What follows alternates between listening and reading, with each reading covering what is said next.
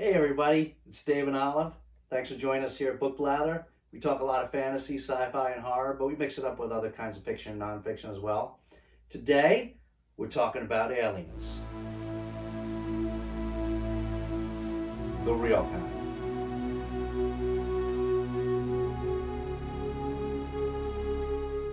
So today we're talking about a really interesting book, and that book is called Extraterrestrial: The First Sign of Intelligent Life Beyond Earth by Dr. Avi Loeb.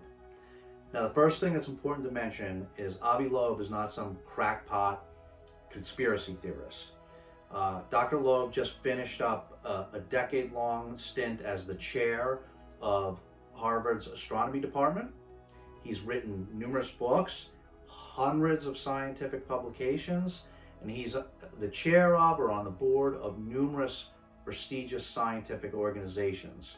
Currently, he's the chair of the advisory committee of the Breakthrough Starshot Initiative, which is designing a craft that will travel 1/5 the speed of light in order to visit a nearby star system. So his theory may be controversial, but Dr. Loeb is no joke. So, what's this book about? The book is based on the theory that a piece of alien technology recently appeared in our solar system. Now, you may have heard a couple years ago, in late 2017, about a very strange object appearing in our solar system. That object was Oumuamua. Now, you may have even seen this picture. Unfortunately, this is not actually Oumuamua. When I first saw this picture, I thought, wow, if that is a piece of alien technology, they really did a good job of camouflaging it, really made it look like a big rock. That's actually just from some artist's imagination. It doesn't actually look like that. We don't actually have a close-up photograph of Oumuamua because we only caught it when it was on its way out. Current data suggests that it actually is more likely in the form of a disc, rather than the cigar shape that's shown in this picture. But either way, it's in this type of cigar shape or disc shape, either of which is very unusual. Now, this object has a number of very strange properties that Dr. Loeb believes indicates that the most likely explanation for this object is that it's a piece of alien technology. Not necessarily an active spaceship, but maybe a probe or a cosmic buoy or some kind of defunct alien space junk, whatever it may be, but that it's actually an artifact of some intelligent alien civilization. Now, the book really has two parts to it. Part of it is making out a basic, non-super technical case that anybody can understand of why Dr. Loeb believes that the most likely explanation for this very strange object is a piece of alien technology. Another big part of the book that Dr. Loeb devotes a fair bit of time talking about is why we should be more open to these ideas. He criticizes the scientific community at large for its general bias against this area of study of searching for alien civilizations. And he talks about an inherent bias in the community and, the dedication of a majority of research funding and time towards highly theoretical areas of physics like string theory and multiverses, and the direction of a lot of the upcoming talent towards those areas at the risk of otherwise not having a career. And, Dr. Loeb is well established, so he doesn't have to worry about this, so he doesn't care, and he just tells it like it is. And he kind of takes the scientific community to task for having this bias, which, in part comes from this sort of stigma from, science fiction and conspiracy theories, but that has unfortunately created this prejudice against a field of study that, in his view, is very logical and highly probable. So, why does Avi Loeb think this? Basically, it's numbers. The size of the universe and the age of the universe. Take our civilization, human beings. We live on a somewhat unusual planet Earth, that's just right for life. life developed on that planet, and life developed intelligence. Now, there's a number of difficult hurdles along the way in order for us to get there. We call these great filters. They're big hurdles that have to be overcome in order to get to the eventual stage of an intelligent civilization. It means that it is probably a very rare occurrence. Let's say it is an infinitesimally small chance that this would happen, right? Let's suppose that you enter a lottery where you have a 1 in billion chance of winning. You're not going to win that lottery, right? Your chances are next to zero, right? You might as well just throw your ticket away. But if 20 billion people enter that lottery, chances are about 20 are going to win, give or take. This is the difference between something that's impossible and something that has an infinitesimally small chance. Something that's impossible is impossible. Something that has an infinitesimally small chance, given a big enough number of chances, is going to happen. And given a really big enough number of chances, it's going to happen a bunch of times. So, what about us, right? We are one planet among 8. Sorry, Pluto was demoted, no longer a planet, you may have heard. We are one planet among 8 that circles one star that we affectionately call the Sun. Now, where is this star? It's right there in the Milky Way galaxy. There are a couple of 100 billion more stars in that galaxy. And where is this galaxy? It's right there. Can you spot it? It's hard to see because there are a couple of 100 billion galaxies.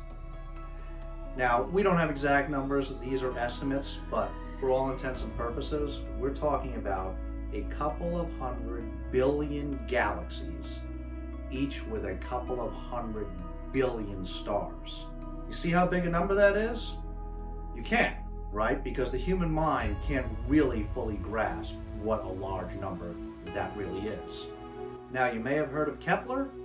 It's a space telescope that has been dedicated to try finding exoplanets, planets that are not from our solar system, planets that are revolving around other stars. It has located thousands of other planets.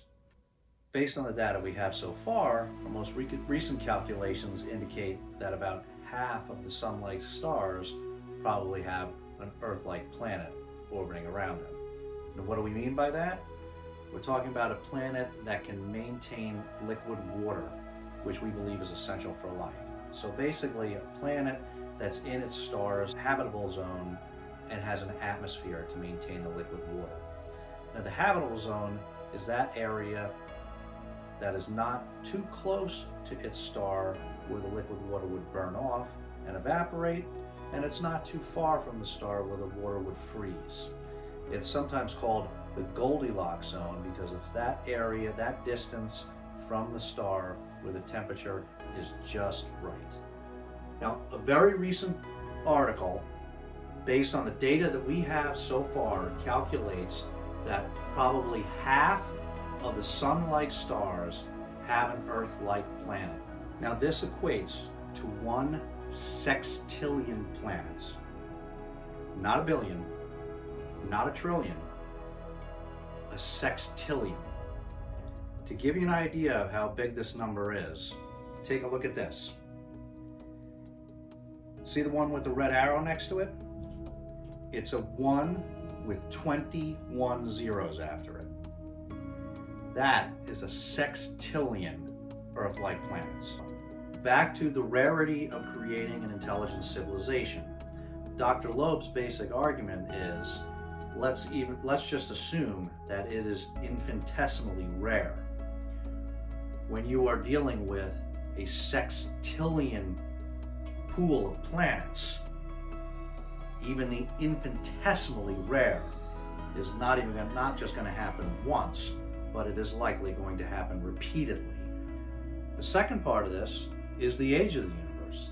the universe is 14 billion years old. Not all of these civilizations are going to get started at the same time, right? They're going to be vastly different time periods when they get started. Now, take the human race, right? We went from the horse and buggy to the space shuttle in less than 100 years. And when we look at that, we say, boy, what are we going to do in 1,000? Let's assume a civilization that's got a billion-year jump on us. Can we even imagine what they would be like or what they would be doing? Suddenly, with that kind of civilization, the idea of a lot of probes all around, mapping large areas of space, leaving some cosmic buoys all over the place for navigation and communication, seems like a pretty simple endeavor. So this is Loeb's position, that not only is this not crazy, but it's actually to be expected and highly probable.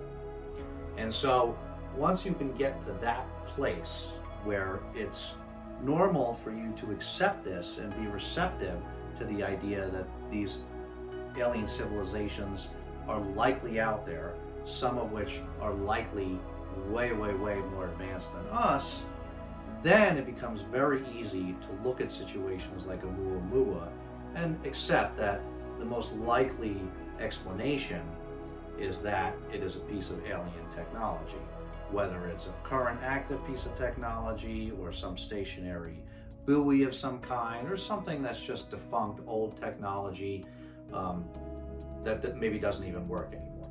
And as I said, then the other part of the book is that Loeb spends some time that once you can be receptive to this idea, he spends some time laying out the basic case for why this is the most feasible explanation. And Oumuamua, Dr. Loeb explains, has some very, very unusual properties. The first is that it is highly, highly reflective. This level of reflectivity is very uncommon for a comet or an asteroid. It is also very, very odd shape, as we discussed before. Again, highly, highly unusual for any sort of naturally occurring object. Some more significant strange properties are that normally when an object like this comes in and makes a turn around the sun and heads back out of the solar system, its trajectory is going to be affected by the gravity of the sun. Now normally with a comet, there is one other thing affecting its trajectory, and that's as the comets, which tend to be made up of maybe a lot of ice, a lot of that will be burned off as it's going around the sun, and that, almost like a rocket, acts as a form of propulsion to move it off its course. Now with Oumuamua, we did not observe any of that.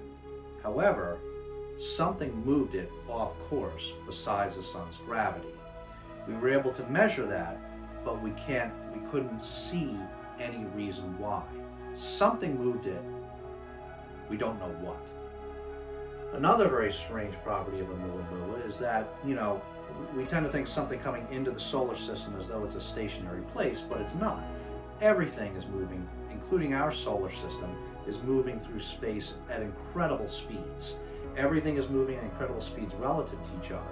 When you have a bunch of things moving at incredible speeds relative to each other, you will always have a sort of local area of rest among all those moving objects.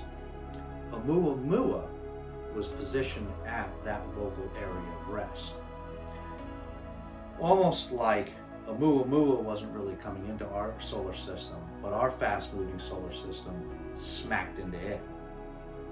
Kind of like a buoy that's sitting there.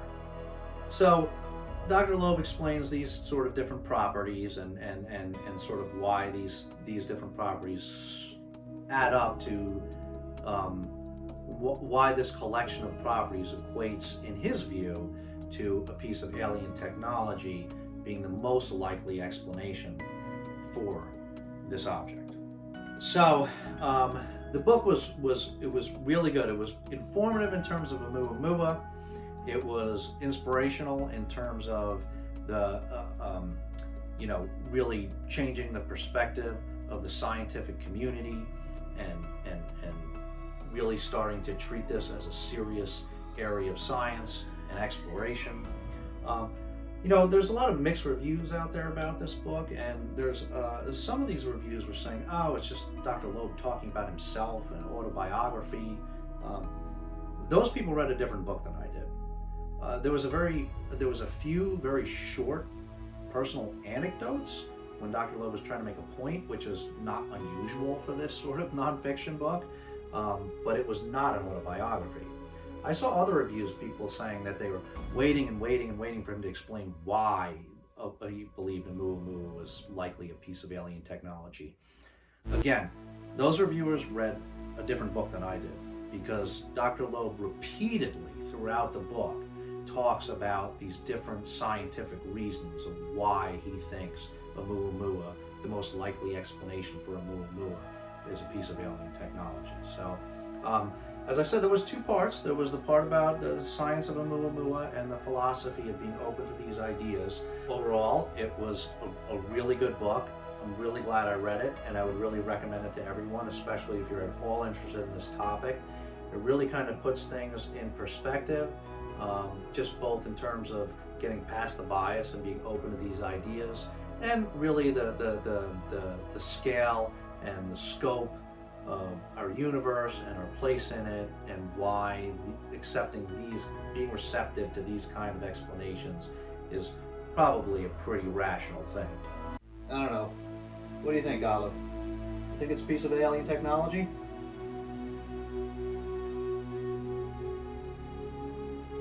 Okay, everybody, that's it. Hope you enjoyed this video. If you did, please remember to give it a thumbs up. Please also consider subscribing and hitting that notification bell so that you get notified next time Olive says it's okay for us to upload another video. Thanks for watching, and we'll see you next time.